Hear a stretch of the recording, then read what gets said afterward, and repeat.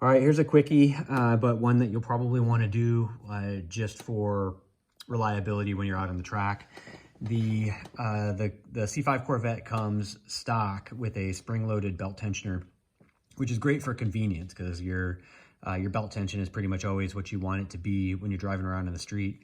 The problem with this unit on the track is that because it's spring-loaded, it can actually move around a little bit as you rev the engine, and especially at high RPMs, it can cause the belt to walk off. And so one of the ways to prevent that from happening is to use a more traditional fixed style belt tensioner. So specifically in the Spec Corvette rules, it's called out that you can use a Katech. That's the part number for this particular unit. The last few letters here, the SIL, are just indicating that this one is silver, all right, which it is. So anyway, so this is just a fixed type unit. It bolts into place with these two bolt holes here onto the stock holes on the water pump.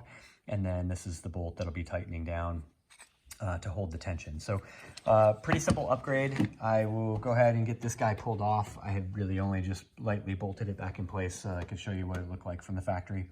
And then I will get this new one in place.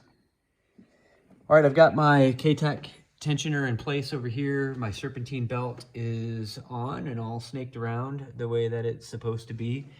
The last step, which I've already done here, but kind of left everything in place just to show you, is to throw a torque wrench on this.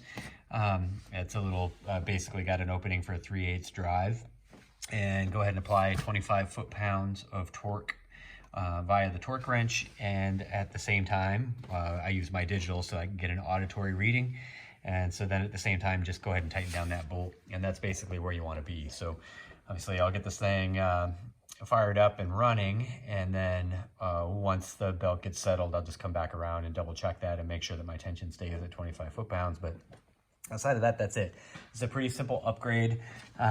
And generally speaking, a good idea because obviously if that belt walks off and you're not paying really good attention to your gauges on the track, you could lose an engine as a result. So worth upgrading. I definitely recommend doing it. Oh, and one thing I'd also recommend is when you're putting this on, don't do what I did.